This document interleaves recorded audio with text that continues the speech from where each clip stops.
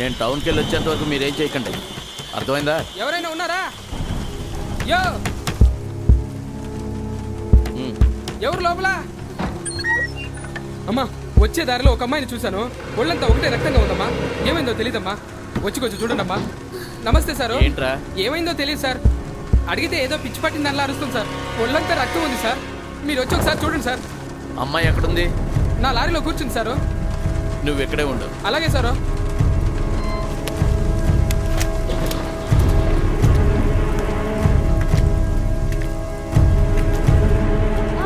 అమ్మా, పాప కనిపించట్లేదమ్మా.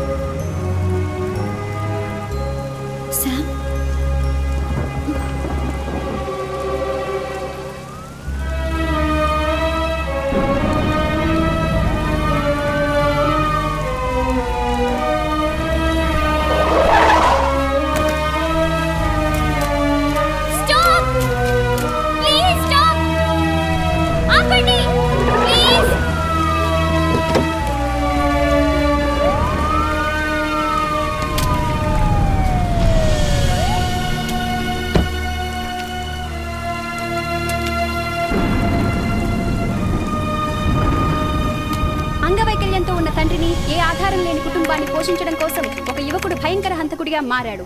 ఇది తప్పు అని చెప్పాల్సిన ఫారెస్ట్ ఆఫీసర్ ఈ హత్యలు దగ్గరుండి చేయించాడు. పేదరికం, అనాగరికత, నిరక్షరాస్యత కలిగిన వాడు చేస్తే ఒక ఎడ్యుకేటెడ్ అయి గవర్నమెంట్ ఉద్యోగి అయిన ఓ ఫారెస్ట్ ఆఫీసర్ తెలిసి తప్పు చేశాడు. కాబట్టి అసలు హంతకుడు ఎవరు? పేదరికం వాళ్లతో హత్యలు చేయిస్తే వాళ్ల బలహీనతలు ఈ ఫారెస్ట్ ఆఫీసర్ క్యాష్ చేసుకున్నాడు. ఎన్నో ఏళ్లుగా జరుగుతున్న ఈ హత్యలకు, దోపిడీలకు అసలు నేరస్తుడు ఎవరు? దీనంతటికీ కారణం మారుమూల గ్రామాల్లో పేదరికం, కష్టాలు. కాబట్టి ప్రభుత్వం వారిని ఆదుకోవాలి. అప్పుడే ఈ నేరాలు అరికట్టగలుగుతాం.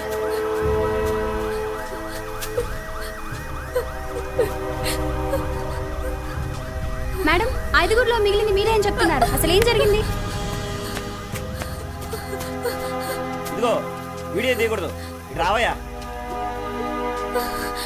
అరే చెప్తాను నీ కదా, రావయ్యా.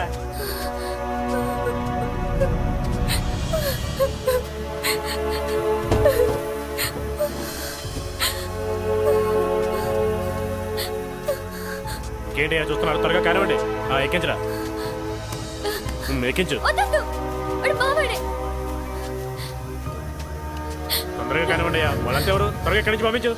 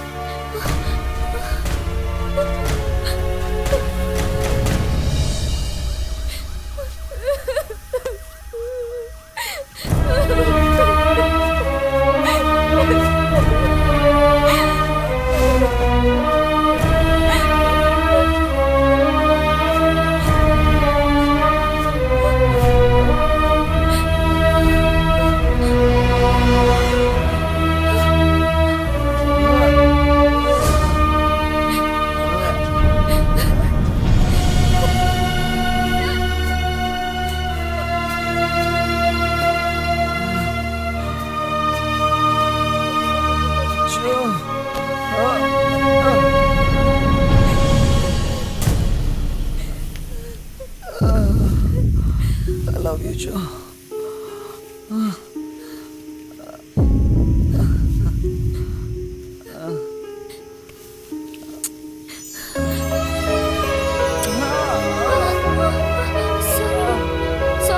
సారీ.